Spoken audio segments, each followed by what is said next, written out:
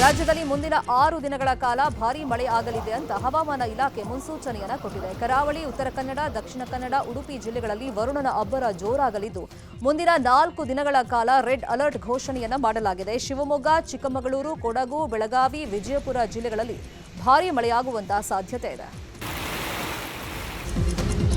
ದಕ್ಷಿಣ ಕನ್ನಡ ಜಿಲ್ಲೆಯಲ್ಲಿ ಭಾರೀ ಮಳೆಯ ಮುನ್ಸೂಚನೆ ಹಿನ್ನೆಲೆಯಲ್ಲಿ ಶಾಲಾ ಕಾಲೇಜುಗಳಿಗೆ ರಜೆಯನ್ನ ಘೋಷಣೆ ಮಾಡಲಾಗಿದೆ. ರಜೆ ಘೋಷಿಸಿ ಜಿಲ್ಲಾಧಿಕಾರಿ ಮುಲ್ಲಾಯಿ ಮುಗಿಲನ್ ಆದೇಶವನ್ನು ಹೊರಡಿಸಿದ್ದಾರೆ.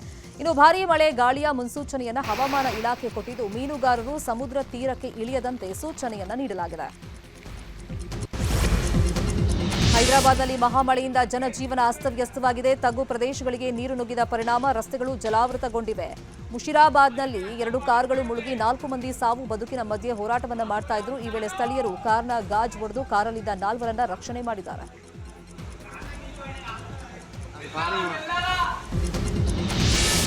ಉತ್ತರಾಖಂಡ್ನ ಚಮೋಲಿಯಲ್ಲಿ ಭಾರೀ ಮಳೆ ಆಗ್ತಾ ಇದೆ. ನಿರಂತರವಾಗಿ ಮಳೆ ಆಗ್ತಾ ಇರೋದ್ರಿಂದ 6 ಗುಡ್ಡಗಳು ಕುಸಿದಿವೆ. ಬೆಂಬಿಡದೆ ಸುರಿತಾ ಇರುವಂತಹ ಮಳೆಯಿಂದಾಗಿ ಹೆದ್ದಾರಿ ಸಂಪೂರ್ಣವಾಗಿ ಬಂದ್ ಆಗಿದೆ. ರಸ್ತೆಗಳ ಮೇಲೆ ಬೃಹತ್ ಬಂಡೆಗಳು ಉರುಳಿದ್ದು ಸಿಬ್ಬಂದಿ ತೆರವು ಮಾಡ್ತಾ ಇದ್ದಾರೆ. ಇಂದಿನಿಂದ ಜುಲೈ 26ರವರೆಗೆ ವಿಧಾನಮಂಡಲ ಮುಂಗಾರು ಅಧಿವೇಶನ ನಡೆಯಲಿದೆ. ಲೋಕಸಭೆ ಚುನಾವಣೆ ಬಳಿಕ ನಡೀತಾ ಇರುವಂತಹ ಮೊದಲ ಅಧಿವೇಶನ ಇದಾಗಿದೆ. ಸಿಎಂ ಸಿದ್ದರಾಮಯ್ಯ ನೇತೃತ್ವದ ಸರ್ಕಾರವನ್ನು ಇಕ್ಕಟ್ಟಿಗೆ ಸಿಲುಕಿಸಲು ಪ್ರತಿಪಕ್ಷಗಳಾದ ಬಿಜೆಪಿ, ಜೆಡಿಎಸ್ ಸಜ್ಜಾಗಿವೆ. ವಿಪಕ್ಷಗಳ ಬತ್ತಳಿಕೆಯಲ್ಲಿ ಹಲವು ಅಸ್ತ್ರಗಳಿದ್ದು ಸದನದಲ್ಲಿ ಹೋರಾಟ ರೂಪಿಸಲು ತಂತ್ರಗಾರಿಕೆಯನ್ನು ನಡೆಸ್ತಾ ಇವೆ.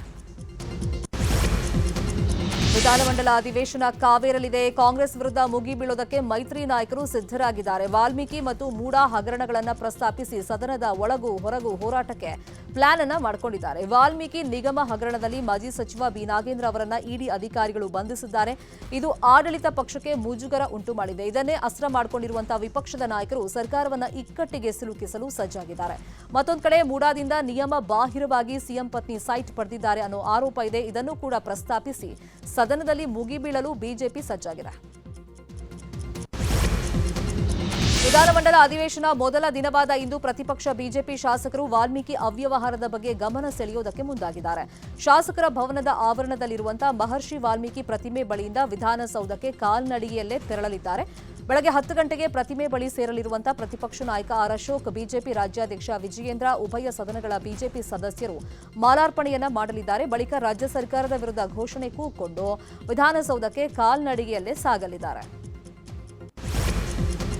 ಮೂಡಾ ಸೈಟ್ ಹಂಚಿಕೆ ಹಗರಣ ರಾಜ್ಯ ಸರ್ಕಾರವನ್ನ ಇಕ್ಕಟ್ಟಿಗೆ ಸಿಲುಕಿಸಿದೆ. ಅಧಿವೇಶನಕ್ಕೂ ಮುನ್ನವೇ ಸರ್ಕಾರ ಅಲರ್ಟ್ ಆಗಿದ್ದು ಸೈಟ್ ಹಂಚಿಕೆ ಹಗರಣದ ಬಗ್ಗೆ ತನಿಖೆಗೆ ಆದೇಶವನ್ನ ಕೊಟ್ಟಿದೆ. ಮೂಡಾ ಪ್ರಕರಣ ತನಿಖೆಗಾಗಿ ನಿವೃತ್ತ ನ್ಯಾಯಮೂರ್ತಿ ಪಿಎನ್ ದೇಸಾಯಿ ನೇತೃತ್ವದಲ್ಲಿ ಏಕಸದಸ್ಯ ವಿಚಾರಣೆ ಆಯೋಗವನ್ನ ರಚನೆ ಮಾಡಲಾಗಿದೆ. ಮುಂದಿನ 6 ತಿಂಗಳ ಒಳಗೆ ಸಮಗ್ರ ವರದಿ ನೀಡುವಂತೆ ಸೂಚನೆಯನ್ನ ನೀಡಲಾಗಿದೆ. ವಾಲ್ಮೀಕಿ ನಿಗಮದಲ್ಲಿನ ಅಕ್ರಮ ಹಣ ವರ್ಗಾವಣೆ ಪ್ರಕರಣಕ್ಕೆ ಸಂಬಂಧಪಟ್ಟಂತೆ ಇಡಿ ತನಿಖೆ ಚುರುಕನ್ನು ಪಡ್ಕೊಂಡಿದೆ. ಇವತ್ತು ವಿಚಾರಣೆಗೆ ಹಾಜರಾಗಲು ದದ್ದಲ್ಗೆ ಎಸ್ಐಟಿ ನೋಟಿಸ್ ಅನ್ನು ಕೊಟ್ಟಿದೆ. 11 ಗಂಟೆಗೆ ಸಿಐಡಿಯ ಎಸ್ಐಟಿ ಕಚೇರಿಗೆ ಹಾಜರಾಗಲು ನೋಟಿಸ್ನಲ್ಲಿ ತಿಳಿಸಲಾಗಿದೆ. ಒಂದು ಕಡೆ ಎಸ್ಐಟಿ ವಿಚಾರಣೆ, ಮತ್ತೊಂದು ಕಡೆ ವಿಧಾನಸಭೆ ಅಧಿವೇಶನ ಆರಂಭವಾಗ್ತಾ ಇದೆ. ಆದ್ರಿಂದ ದದ್ದಲ್ ಇವತ್ತು ಬೆಂಗಳೂರಿಗೆ ಬರ್ತಾರಾ ಅನ್ನೋ ಕುತೂಹಲ ಇದೆ. ವಾಲ್ಮೀಕಿ ಅಭಿವೃದ್ಧಿ ನಿಗಮ ಹಗರಣದ ತನಿಖೆ ನಡೀತಾ ಇರುವಾಗಲೇ ರಾಜ್ಯದಲ್ಲಿ ಇನ್ನೊಂದು ಅಕ್ರಮದ ವಾಸನೆ ಬಂದಿದೆ. ರಾಜ್ಯ ವಕ್ಫ್ ಮಂಡಳಿಯಲ್ಲಿ ಅಕ್ರಮವಾಗಿ ಹಣ ವರ್ಗಾವಣೆ ಮಾಡಿದಂತ ಆರೋಪ ಕೇಳಿಬಂದಿದ್ದು ಬೋರ್ಡ್ನ ಮಾಜಿ ಸಿಇಒ ಜುಲ್ಫಿಕರುಲ್ಲಾ ವಿರುದ್ಧ ಎಫ್ಐಆರ್ ದಾಖಲಾಗಿದೆ. ಯಾದಗಿರಿ ಜಿಲ್ಲೆಯ ವಕ್ಫ್ ಬೋರ್ಡ್ನಲ್ಲಿ ಹೇಳೋರಿಲ್ಲ ಕೇಳೋರಿಲ್ಲ. ಇಲಾಖೆಯ ನೌಕರರು ಬೇಕಾಬಿಟ್ಟಿಯಾಗಿ ಕರ್ತವ್ಯಕ್ಕೆ ಹಾಜರಾಗ್ತಾ ಇದ್ದಾರೆ. 5 ಜನ ಸಿಬ್ಬಂದಿ ಇರುವಂತಹ ಇಲಾಖೆಯಲ್ಲಿ ದಿನಕ್ಕೊಬ್ರು ಕರ್ತವ್ಯಕ್ಕೆ ಹಾಜರಾಗ್ತಾರೆ. ಕಚೇರಿಯಲ್ಲಿ ಹೆಸರಿಗೆ ಮಾತ್ರ ಬಯೋಮೆಟ್ರಿಕ್ ವ್ಯವಸ್ಥೆಯನ್ನ ಕಲ್ಪಿಸಲಾಗಿದೆ. ಬೆಳಗಾವಿಯ ಅನಗೋಳದಲ್ಲಿ ಹೆತ್ತ ತಾಯಿಯ ಮನೆಯನ್ನೇ ಧ್ವಂಸಗೊಳಿಸಿ ಮಗನೊಬ್ಬ ವಿಕೃತಿಯನ್ನ ಮೆರೆದಿದ್ದಾನೆ. ಶಾಂತಾಬಾಯಿ ಸಾತೇರಿ ಅನ್ನೋರಿಗೆ ಸೇರಿದಂತ ಶೆಡ್ಡಿನ ಮನೆಯನ್ನ ಪುತ್ರ ಚಾಂಗದೇವ ಸಾತೇರಿ ಧ್ವಂಸ ಮಾಡಿದ್ದಾನೆ. ಶೆಡ್ ತೆರವು ಮಾಡಿ ಹೊಸ ಮನೆ ಕಟ್ಟೋಣ, ನಿವೇಶನ ತನ್ನ ಹೆಸರಿಗೆ ಮಾಡುವಂತೆ ಪಟ್ಟಣ ಹಿಡಿದಿದ್ದ. ಆದರೆ ತಾಯಿ ಮನೆ ಖಾಲಿ ಮಾಡಲ್ಲ ಅಂತ ಹೇಳಿದ್ದಕ್ಕೆ ಧ್ವಂಸ ಮಾಡಿಬಿಟ್ಟಿದ್ದಾನೆ. ಮೈಸೂರಿನ ನಂಜನಗೂಡು ತಾಲೂಕಿನ ಗಟ್ಟವಾಡಿ ಗ್ರಾಮದ ಜನ ವಿದ್ಯುತ್ ಸಂಪರ್ಕವಿಲ್ಲದೆ ಪರದಾಡ್ತಾ ಇದ್ರು. ವಿದ್ಯುತ್ ಸಂಪರ್ಕವಿಲ್ಲದೆ 40ಕ್ಕೂ ಹೆಚ್ಚು ಕುಟುಂಬಗಳು ಕತ್ತಲೆಯಲ್ಲಿ ಕಾಲವನ್ನು ಕಳೆಯುವಂತಾಗಿತ್ತು. ನ್ಯೂಸ್ 18 ವರದಿ ಪ್ರಸಾರದ ಬೆನ್ನಲ್ಲೇ ಎಚ್ಚೆತ್ತ ಅಧಿಕಾರಿಗಳು ಗ್ರಾಮಕ್ಕೆ ಭೇಟಿ ನೀಡಿ ಮನೆಗಳಿಗೆ ವಿದ್ಯುತ್ ಸಂಪರ್ಕ ನೀಡೋದಕ್ಕೆ ವ್ಯವಸ್ಥೆಯನ್ನು ಮಾಡಿದ್ದಾರೆ. 15 ವರ್ಷಗಳ ನಂತರ ಬಡಾವಣೆಗೆ ವಿದ್ಯುತ್ ಅನ್ನು ಕಲ್ಪಿಸಲಾಗಿದೆ. ಇದು ನ್ಯೂಸ್ 18ನ ಬಿಗ್ ಇಂಪ್ಯಾಕ್ಟ್.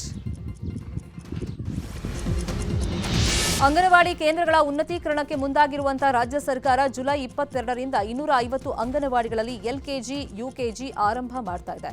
ಮಕ್ಕಳಿಗೆ ಬ್ಯಾಗ್, ಪುಸ್ತಕ ಮತ್ತು ಸಮವಸ್ತ್ರ ಸೌಲಭ್ಯವನ್ನು ನೀಡಲಿದೆ. ಇಡೀ ದೇಶಕ್ಕೆ ರಾಜ್ಯ ಮಾದರಿ ಆಗ್ತಾ ಇದೆ. ವಿಶ್ವ ಪರಿಸರ ದಿನದಂದು ಪ್ರಧಾನಿ ಮೋದಿ ತಾಯಿಯ ಹೆಸರಲ್ಲಿ 1 ಸಸಿ ನೆಡುವಂತೆ ಕರೆಯನ್ನ ನೀಡಿದ್ರು. ಹೀಗಾಗಿ ಮಧ್ಯಪ್ರದೇಶದ ಇಂದೋರ್ನಲ್ಲಿ ಒಂದೇ ದಿನ 11 ಲಕ್ಷ ಸಸಿ ನೆಟ್ಟು ವಿಶ್ವ ದಾಖಲೆಯನ್ನು ನಿರ್ಮಿಸಲಾಗಿದೆ. ಈ ಮೊದಲು ಅಸ್ಸಾಂನಲ್ಲಿ ಒಂದೇ ದಿನ 9.26 ಲಕ್ಷ ಸಸಿ ನೆಟ್ಟು ದಾಖಲೆಯನ್ನು ನಿರ್ಮಿಸಲಾಗಿತ್ತು.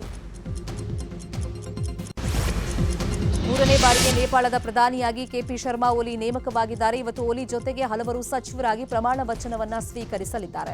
ದೇಶದಲ್ಲಿ ರಾಜಕೀಯ ಸ್ಥಿರತೆ ಒದಗಿಸುವ ಕಠಿಣ ಸವಾಲನ್ನು ಎದುರಿಸಿ ಹೊಸ ಸಮ್ಮಿಶ್ರ ಸರ್ಕಾರವನ್ನು ಮುನ್ನಡೆಸಲು ಕೆಪಿ ಶರ್ಮಾ ಓಲಿ ಅವರನ್ನು ನೇಮಿಸಲಾಗಿದೆ. ಕ್ಯಾನ್ಸರ್ನಿಂದ ನಿಧನರಾದ ಖ್ಯಾತ ನಿರೂಪಕಿ ಅಪರ್ಣಾಗೆ ವಿವಿಧ ಸಂಘಟನೆಗಳಿಂದ ಹುಬ್ಬಳ್ಳಿಯಲ್ಲಿ ಶ್ರದ್ಧಾಂಜಲಿಯನ್ನು ಸಲ್ಲಿಸಲಾಯಿತು. ಉತ್ತರ ಕರ್ನಾಟಕ ಆಟೋ ಚಾಲಕರ ಸಂಘದ ಅಧ್ಯಕ್ಷ ಶೇಖರಯ್ಯ ಮಠಪತಿ ನೇತೃತ್ವದಲ್ಲಿ ಕಾರ್ಯಕ್ರಮ ಏರ್ಪಡಿಸಲಾಗಿತ್ತು. ಒಡಿಶಾದ ಮನೆಯಲ್ಲೂ ಕುತೂಹಲಕ್ಕೆ ಕಾರಣವಾಗಿದ್ದ ಪುರಾಣ ಪ್ರಸಿದ್ಧ ಪುರಿ ಜಗನ್ನಾಥ ದೇವಾಲಯದ ರತ್ನ ಭಂಡಾರದ ಕೊಠಡಿಯನ್ನು ನಿನ್ನೆ ಮಧ್ಯಾಹ್ನ 1:28 ಶುಭ ಮುಹೂರ್ತದಲ್ಲಿ ತೆರೆಯಲಾಗಿದೆ. ಆ ಮೂಲಕ ಬಿಜೆಪಿ ತನ್ನ ಚುನಾವಣಾ ಪ್ರಣಾಳಿಕೆಯಲ್ಲಿ ಹೇಳಿದ್ದನ್ನ ಈಡೇರಿಸಿದೆ.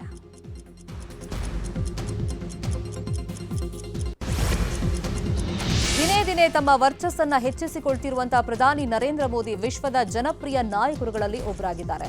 ಪ್ರಧಾನಿ ಆದಾಗಿನಿಂದಲೂ ಪ್ರಭಾವಿ ನಾಯಕನಾಗಿ ಬೆಳೆತಿರುವಂತಹ ಮೋದಿ ಇದೀಗ ಸಾಮಾಜಿಕ ಜಾಲತಾಣ ಎಕ್ಸ್ ಹ್ಯಾಂಡಲ್ನಲ್ಲಿ ಹೊಸದೊಂದು ಮೈಲಿಗಲ್ಲನ್ನು ಸ್ಥಾಪಿಸಿದ್ದಾರೆ. ಎಕ್ಸ್ನಲ್ಲಿ 10 ಕೋಟಿ ಫಾಲೋವರ್ಸ್ ಗಡಿ ದಾಟಿ ಅತಿ ಹೆಚ್ಚು ಫಾಲೋವರ್ಸ್ ಹೊಂದಿರುವಂತಹ ವಿಶ್ವ ನಾಯಕನಾಗಿ ಪ್ರಧಾನಿ ನರೇಂದ್ರ ಮೋದಿ ಹೊರಹೊಮ್ಮಿದ್ದಾರೆ. ಕನ್ನಡಿಗರ ಮೆಚ್ಚಿನ ನಿಮ್ಮ ನ್ಯೂಸ್ 18 ಕನ್ನಡ ಈಗ ವಾಟ್ಸ್ಆಪ್ನಲ್ಲಿಯೂ ಲಭ್ಯ. ಕರ್ನಾಟಕ ಮತ್ತು ದೇಶ ವಿದೇಶದ 360 ಡಿಗ್ರಿ ಸುದ್ದಿ ವಿವರವನ್ನ ನೀವು ನಿಮ್ಮ ಕೈ ಬೆರಳುಗಳಲ್ಲಿಯೇ ಪಡೆಯೋದಿಕ್ಕೆ ಈ QR ಕೋಡ್ ಅನ್ನ ಸ್ಕ್ಯಾನ್ ಮಾಡಿ. ನಮ್ಮ ಚಾನೆಲ್ ಅನ್ನ ಫಾಲೋ ಮಾಡಿ, ನೋಟಿಫಿಕೇಶನ್ ಆನ್ ಮಾಡಿ.